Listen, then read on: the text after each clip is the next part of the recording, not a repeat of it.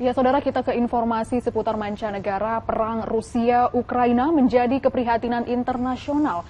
Selain menimbulkan kerusakan dan merenggut korban jiwa, perang juga mengganggu perekonomian dunia, khususnya pasokan pangan. Dalam dialog bersama Foreign Policy Community of Indonesia, Presiden Ukraina Volodymyr Zelensky mengungkapkan harapan agar perang bisa segera berakhir demi kebaikan semua pihak. Lebih 3 bulan berlalu, perang di Ukraina belum juga mereda. Rusia terus melancarkan gempuran ke berbagai wilayah di Ukraina. Di pihak lain, Ukraina tidak punya pilihan kecuali melancarkan perlawanan demi mempertahankan wilayahnya. Berbagai infrastruktur pun hancur dan warga sipil Ukraina harus menanggung dampak gempuran militer Rusia. Harapan tercapainya kesepakatan bagi penyelesaian damai sempat mengemuka saat perwakilan kedua negara bertemu di Belarusia. Namun pertemuan itu gagal mencapai titik temu yang sayangnya tidak pernah terdengar lagi gaungnya. Sebaliknya, atas nama solidaritas, banyak negara justru memperpanjang perang dan penderitaan rakyat Ukraina dengan mengirimkan bantuan senjata dengan dalih untuk mengimbangi kekuatan militer Rusia.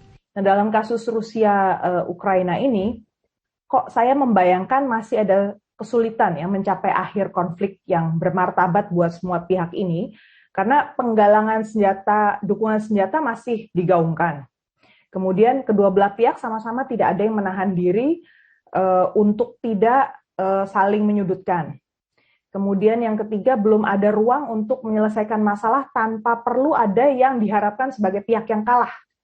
Pemerintah Indonesia diharapkan bisa memainkan peran lebih dalam membantu mendorong terciptanya perdamaian dunia sesuai amanat pembukaan UUD 45 serta sikap politik bebas aktif yang dianut. Kami dari Foreign Policy Community of Indonesia ya sebagai ormas hubungan internasional yang terbesar di Indonesia meminta agar Indonesia seharusnya lebih galak terhadap Rusia. Gitu. Jangan ada kesan karena teman ya hubungan baik selama ini Rusia kan strategic partner Indonesia mitra strategis.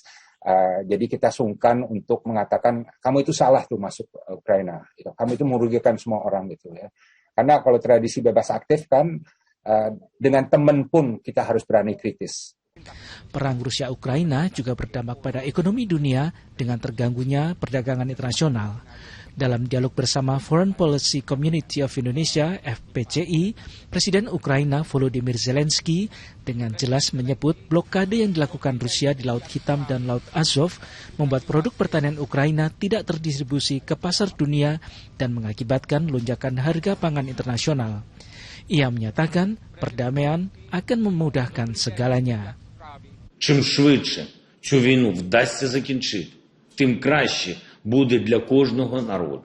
І не тільки для нас. Чим швидше будуть розблоковані наші порти, тим скоріше зупиниться розгортання продовольчої кризи. Бо зможемо відправити на світовий ринок і наші запаси, і новий врожай.